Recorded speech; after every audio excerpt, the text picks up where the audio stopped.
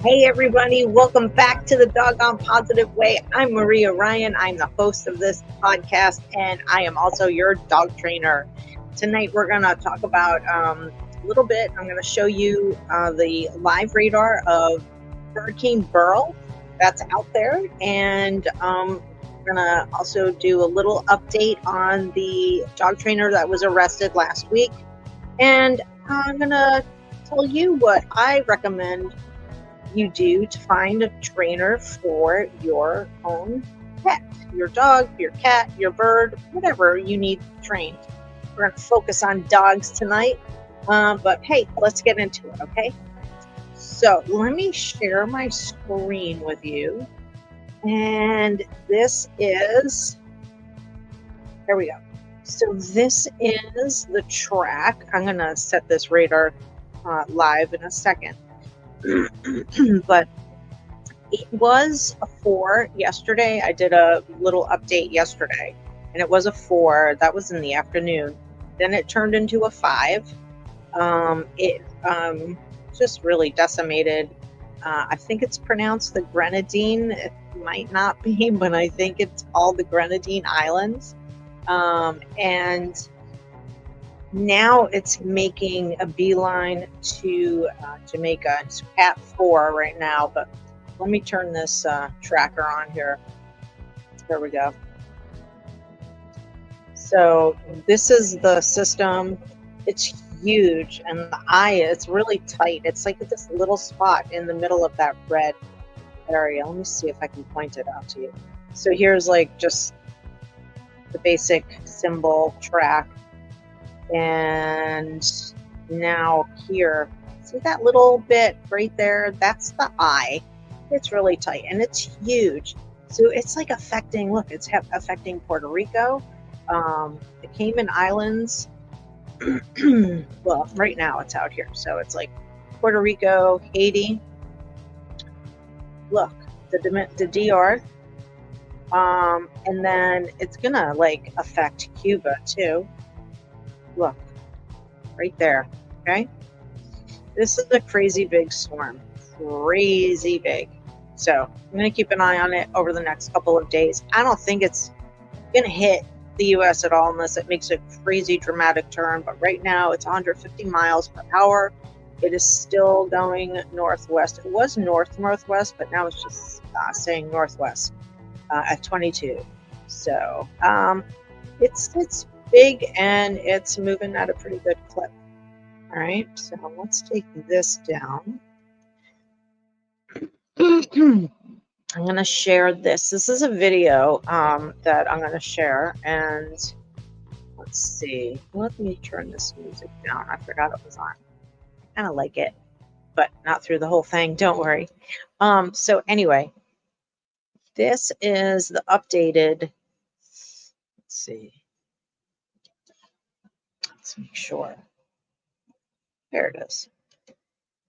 This came out on the 27th, so it's more than a few days old, several days old. But this is the latest. There's another victim.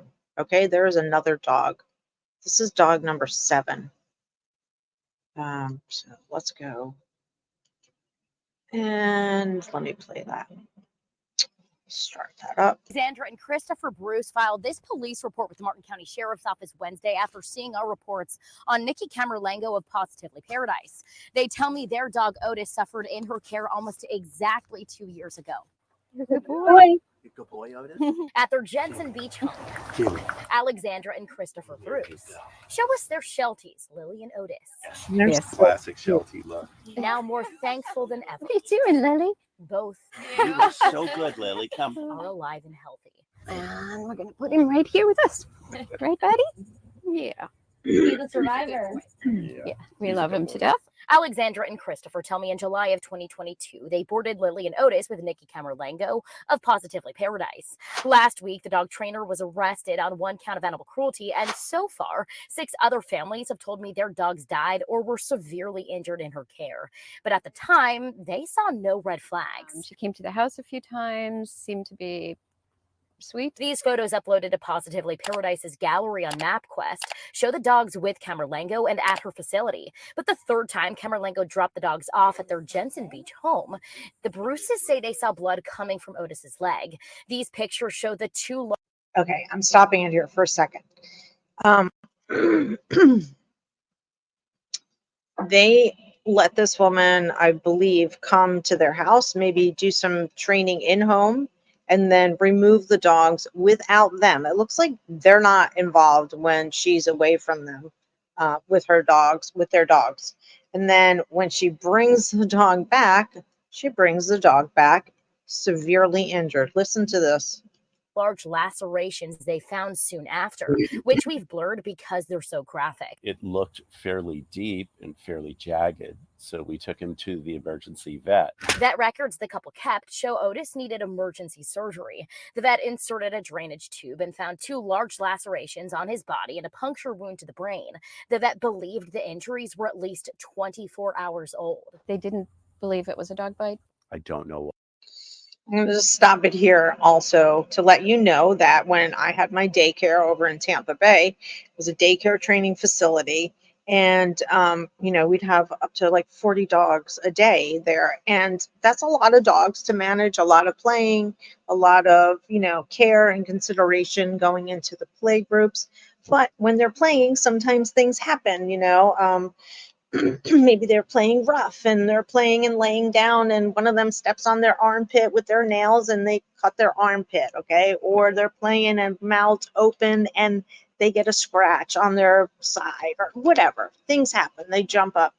And it's like I would immediately call their owners, their parents, because I'm like, oh my God, Lexi, was playing with Jake and they were playing really hard and she was on her back and he stepped on her and she's got a scratch in her armpit and whatever. I also had a veterinarian that was very close to my shop that I knew very well. I also took my dog there sometimes. And he was like, I don't know, maybe about 10 minutes from my shop. And he was actually, I wrote him into my business plan before I opened because it was really important for me to have access to a vet because I was going to have dogs in my care. And, let's just be honest, things are going to happen. Like in your house, things happen. If you have multiple dogs and they're playing, sometimes, they play a little rough or whatever, right? So, but I can't believe that these wounds were 24 hours old. She did not contact the owners. In a previous story, she contacted the owners by text that their dog had passed already. So, okay, let me keep going. Let me go back to this. It's so upsetting. Happened, but this does not look like an accident. The Bruces say at the time, Camerlengo denied any knowledge of Otis's injuries and couldn't explain what happened. She hasn't returned my calls for comment. Detectives tell me because of the time lapse and insufficient evidence, the Bruces case is closed. They can't file criminal charges. What do you hope? I don't understand why they can't file criminal charges against her. I don't get that at all. It happened in 2022. It's only a couple of years, unless it's like you only have a year or less to file a complaint. That's crazy. I know the laws for animal cruelty and being, serving jail time is relatively new in this area in Florida. So I don't know. Maybe it has something to do with that, but that's a bunch of bullshit, man. Seriously? So I'm really hoping that even though they probably won't get any money because she probably doesn't have any money, that they do a civil case against her so that they can at least have an action against her. Because you never know, like say she comes into some money and there's that action that's against her financially, and maybe they would garnish whatever, like, I don't know, if she got, say, maybe something like a trust fund or whatever, or an inheritance. That's the word I'm looking for, inheritance. So I don't know. Let's keep listening. Out of this. Our desire is that Nikki is no longer able to care for other people's dogs. And I'm don't even think she should have Her any own. pets at this point. In Martin County, You guys want to go inside? Kate Hussey, Go on, in the house. WPTV. Let's go. So adorable. Okay. Yeah, she shouldn't ever be near any animals professionally. She should never be near them, even personally. She shouldn't own any pets. There should be something like against her, like some kind of background check or whatever. Like, I don't know how long. I guess if you have a felony on your record, it just stays on there forever, maybe. But shelters don't do background checks on people. Maybe they should start doing background checks. Can you imagine? I'd be down with that. Maybe you could weed out some bullshit that you don't even know about. People can present, completely one way and have you fooled, and then there's a whole nother thing going on with them. There's a whole other like like they have a different life or something. So this woman was able to abuse and commit cruelty to these animals since 2014, and it's probably started before that. And that's just, to me, that's a bunch of bullshit that went on for so long, that and things were reported. Not everybody reported, but I just don't understand, first of all, why she was able to continue on. She had so many just basic violations, like water violations. That's not basic, but I'm talking about like no harm to the animals, but there were several violations for water. Like, your animals need water, for Christ's sake, and you have a facility, and especially if dogs are outside. I mean, yeah, so I don't know. I feel like there's a real huge failure with animal control and the sheriff's department, that there was not enough policing that was going on. And I know from having my shop that animal control actually didn't come out for a year. They missed the first year. They never came out. I had to call them, and I was like, "Hey, aren't you guys supposed to come out and like see my facility? Like, I need stuff. Like, you're supposed to do this." And they eventually came out. It's one person who had the whole entire county, so it was kind of crazy. But anyway, so yeah, so there's another dog. So Otis, there's Bo, Mako, and there are 4 other dogs that were injured or killed. And I mean, I can't imagine. I cannot imagine if in my daycare, when there was a dog, when they were playing and they got hurt, if I waited for their owner to come and pick them up at night after they worked all day, and and their dog was injured, like, what would I have been doing all day? Like, why didn't she contact these people in the moment that something happened? Because something nefarious was going on. Bo was not injured by another dog.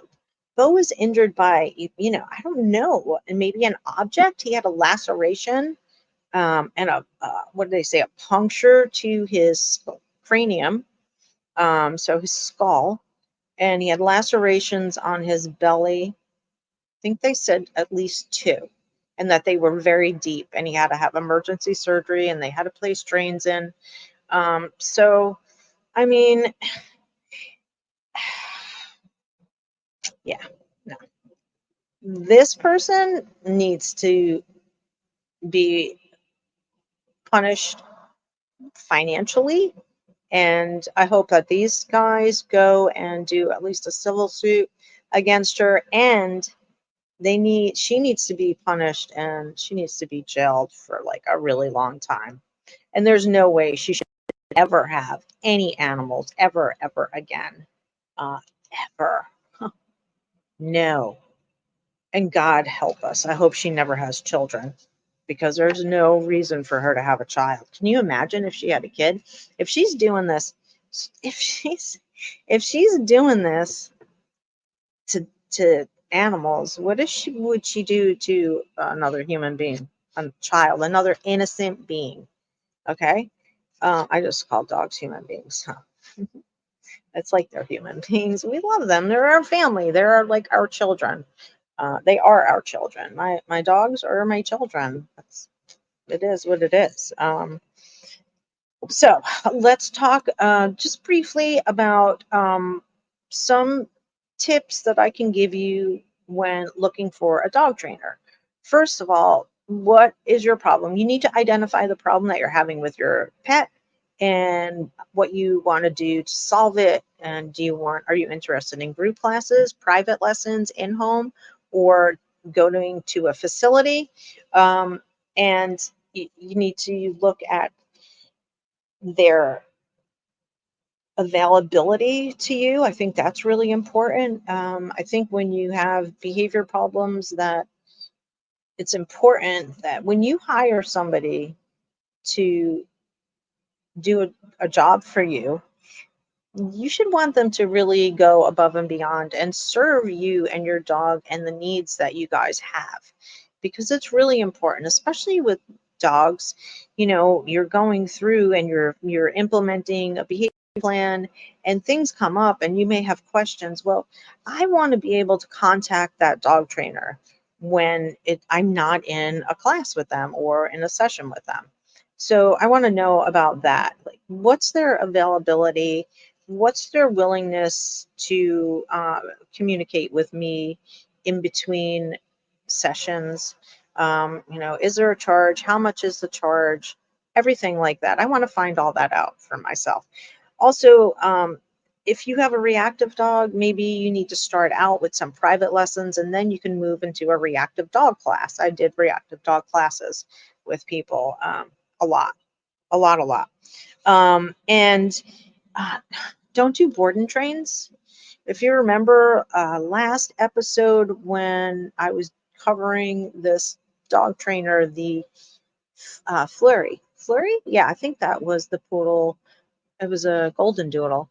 That poor baby was a board and train. And he paid $1,500 for 1 week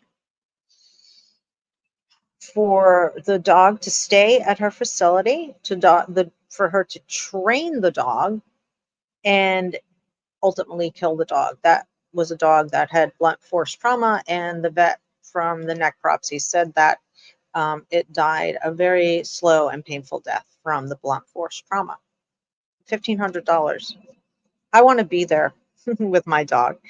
I mean, like, for me, it's like I'll train if I'm watching your dog, because for pet sitting in my home and we're already established as training clients and that type of thing, we have a relationship for training.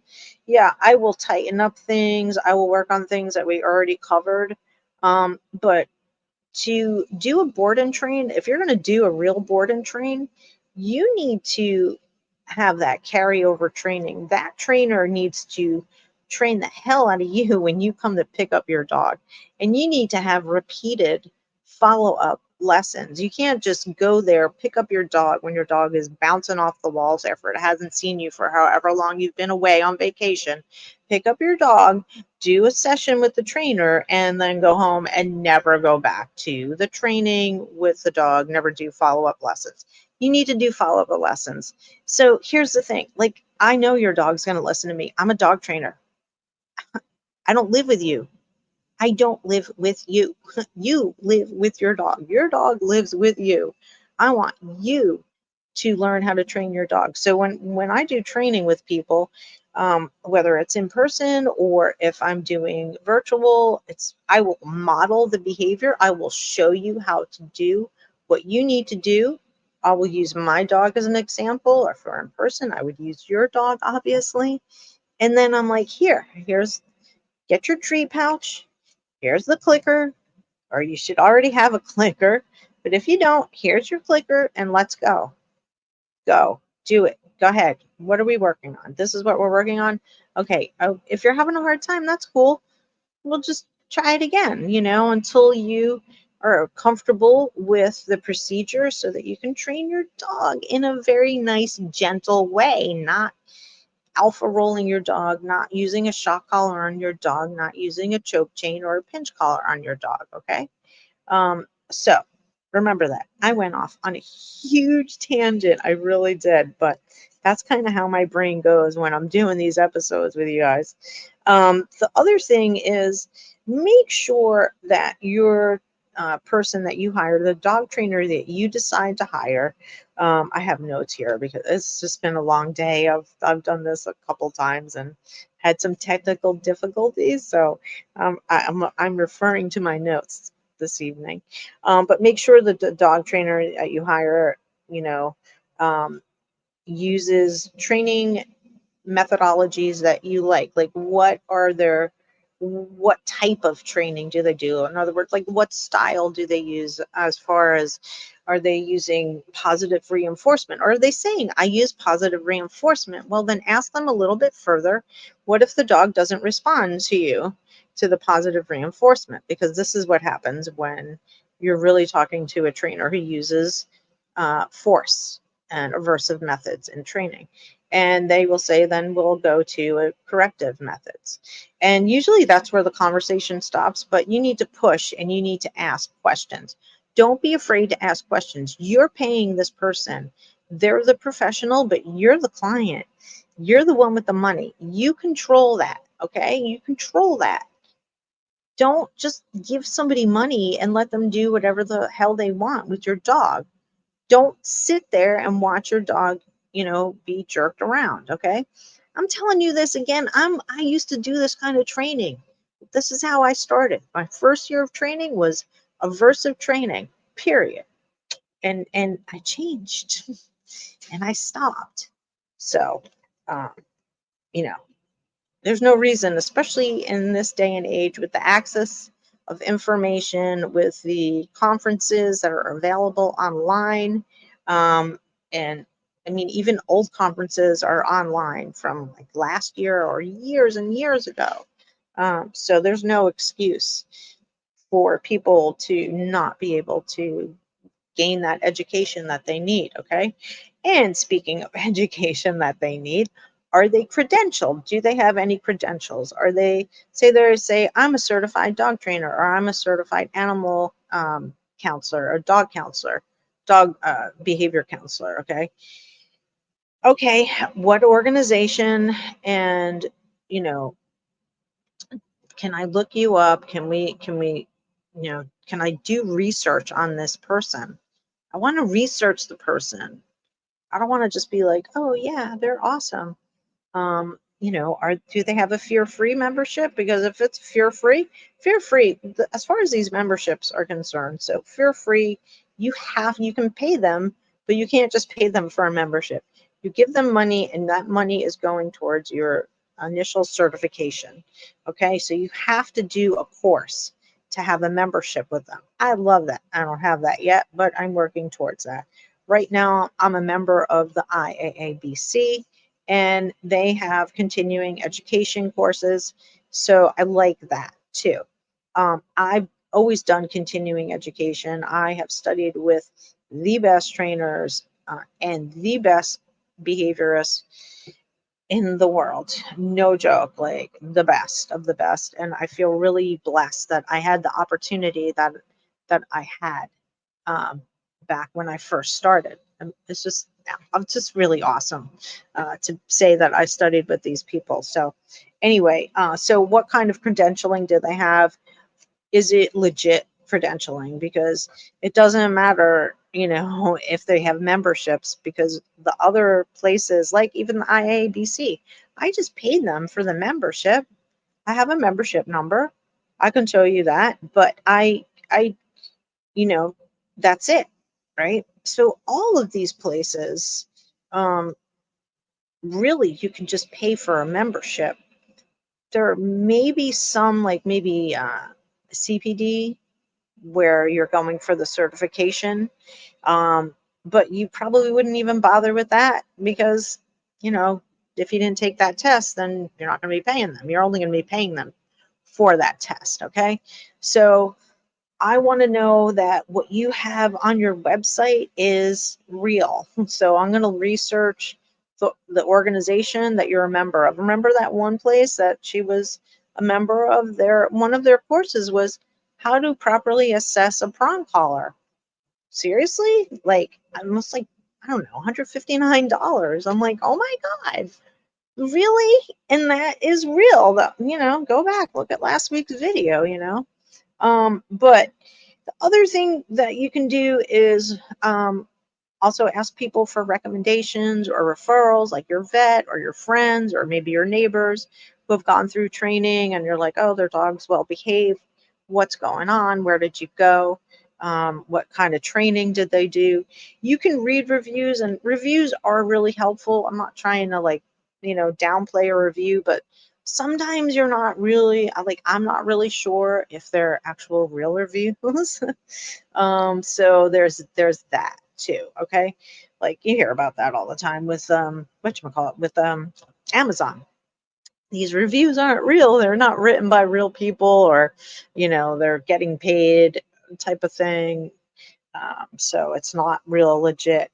So basically, and here's the other thing, like I want you to go to this. I think is one of the most important things, other than the methodologies, like the credentialing and all that stuff. That's important, but other than like the methodologies, to me is like right here lined up with this other tip. And I think this is another really important tip: is go to their facility. Just show up.